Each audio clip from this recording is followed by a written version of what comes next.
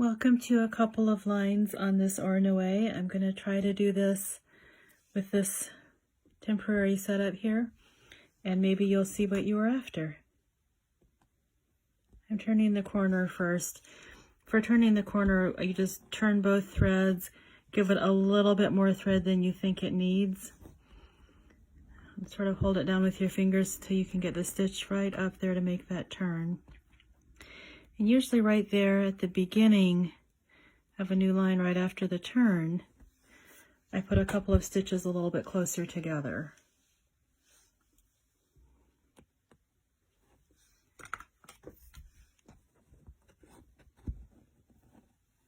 And I know you wanted a couple of lines of this. I'll go ahead and do 2 lines.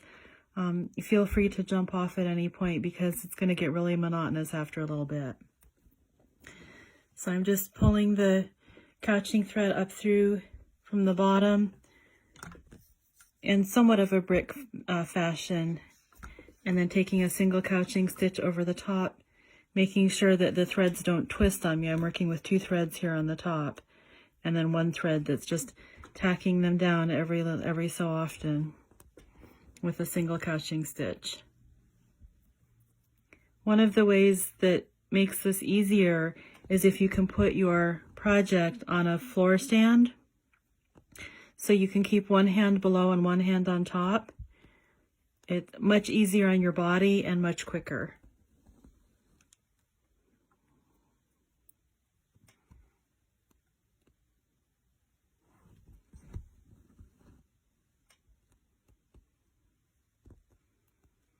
This whole entire project is all just one kind of stitch. Just a single overside couching stitch all the way through the entire thing. You're lucky we got today to do this. It's nice and quiet because it's raining outside, which means that my neighbors aren't cutting their grass or running their generator or target practicing or any of the other racket that goes on a regular basis.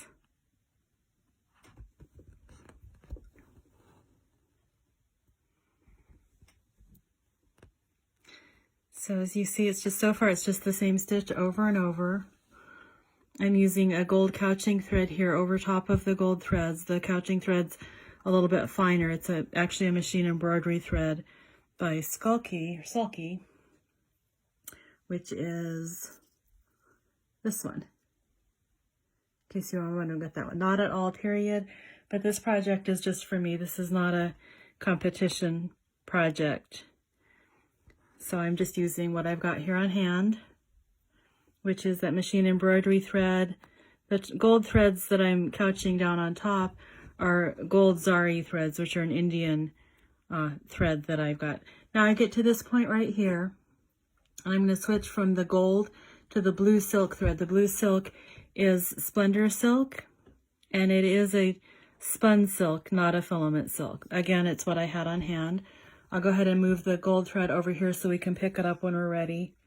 Park that needle up at the top out of the way and pick up the blue one. These colored threads are what make the picture that we're after here in Ornoe.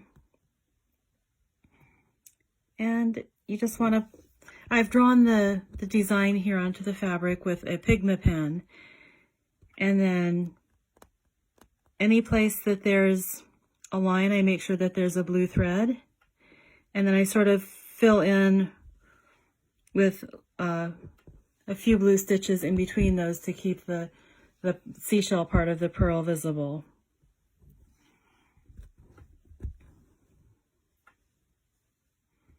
And that one is not quite where I wanted it to be, so I'll go ahead and pick it out.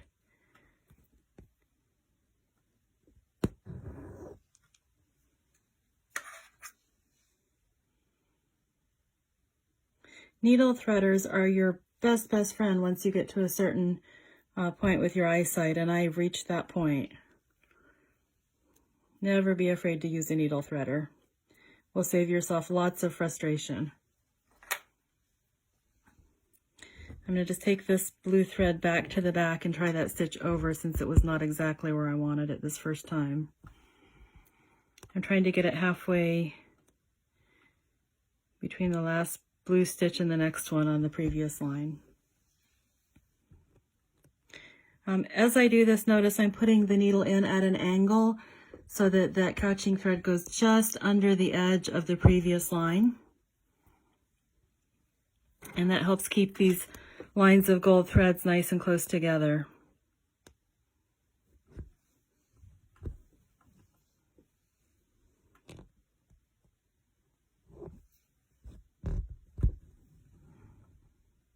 I'm keeping these in sort of a bricked pattern so they don't make too much of a line on their own. Oh, look, we're coming up to another line on the seashell, so we'll make sure that this stitch lines up with the one on the previous side.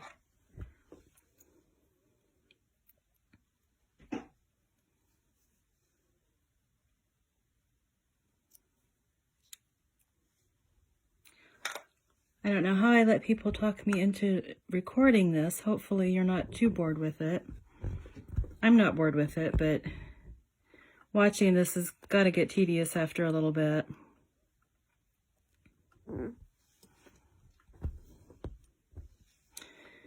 Y'all are great friends. You're forcing me into the 21st century with all this technology.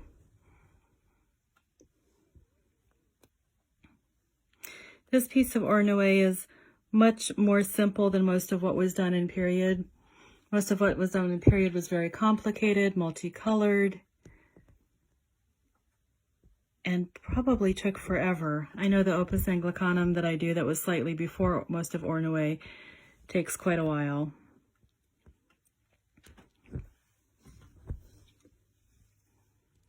Maybe at some point I'll try something more complicated, but let's get through this one first.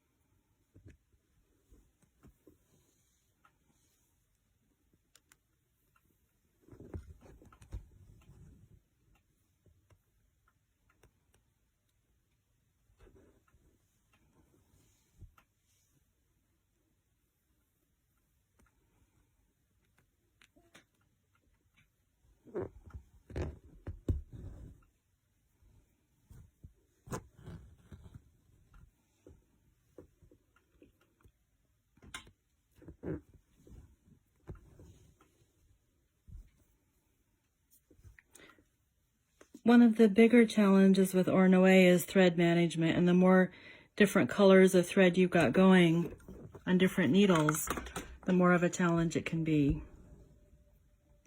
With this one, at this point, I only have 2 colors going, the basic gold background color and then the blue. Later on, maybe by the weekend, maybe by next week, I'll be adding a 3rd color, and that 3rd color will be the white of the pearl. And if this turns out, maybe, no promises, but maybe, we'll do a little short piece on a line through that as well.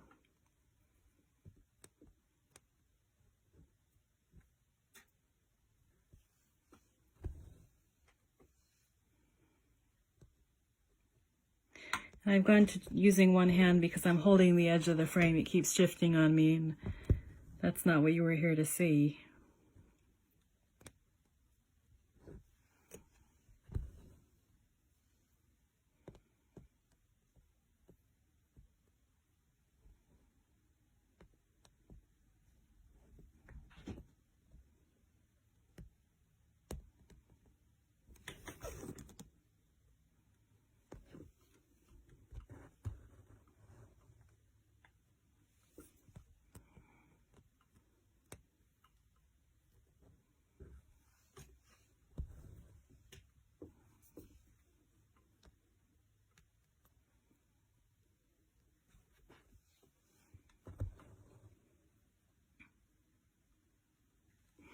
And that's the end of that blue. I think I'm going to go back in here and add a little stitch right in here. That's a big long piece of gold that needs a little more blue in it as the seashell part starts to flare out.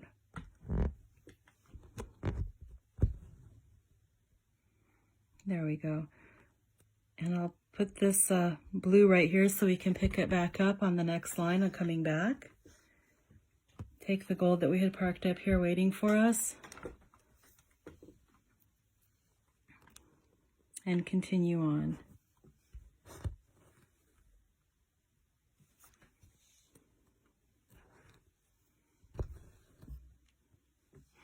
You don't want to pull it terribly tight, because when you pull it terribly tight, that breaks the wrap of the gold around the core, and you get the inside of core showing. And you don't want that. It's just dull yellow cotton in this case. The reason that we're using this is because we like the shiny gold, not the dull yellow.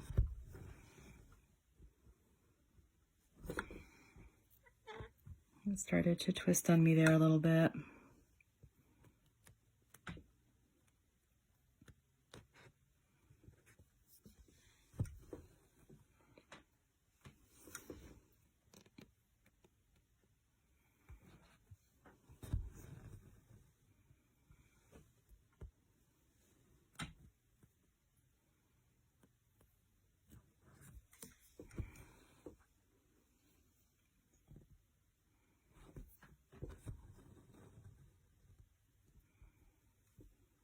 I'm going to go back here just a little bit. That's not staying quite as close to the previous line as I'd like, so I'm going to put an extra stitch in there.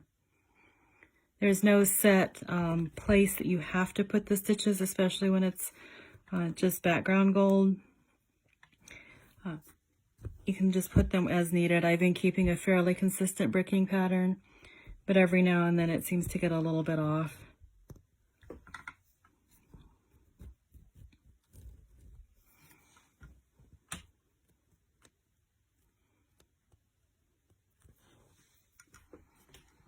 We'll just get to the end of this line, make that curve to come back, and then I'll go ahead and stop this. I think it's plenty long enough for you to get the idea of what I'm doing. If you have any questions, please feel free to let me know. And maybe someday I will get good enough at this particular technique that I can teach you all how to do it in person. Feel free to go ahead and look at some of the Ornoe on some of the museum websites online. It's actually pretty amazing because it is just these double lines of gold, thin gold running back and forth, and the whole picture is made out of the colors that are holding the gold down.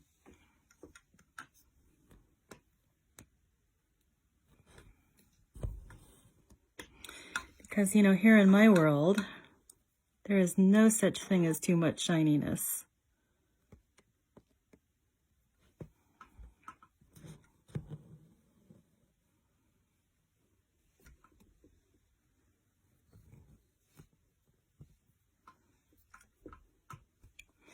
We have a little kink in the thread there. We need it to straighten out.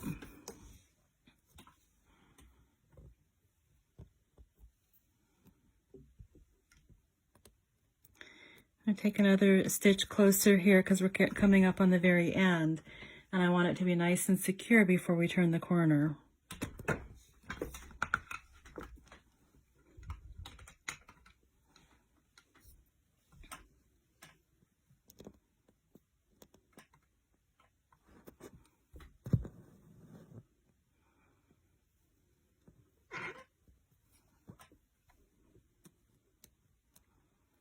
Now getting ready to turn the corner, we just take a regular stitch like usual.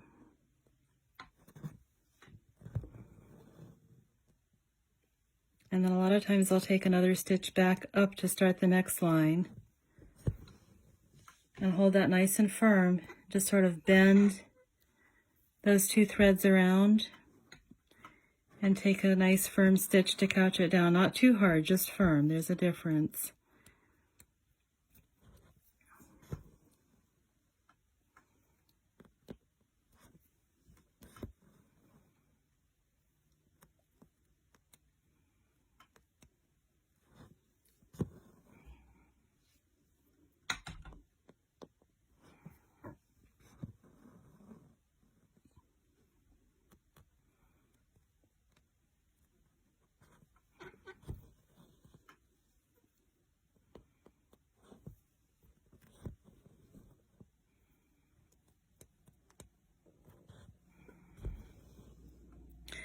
So there you go, there's a line plus a little bit, and once I'm finished with this project, we'll be going right back to Opus Anglicanum for a while.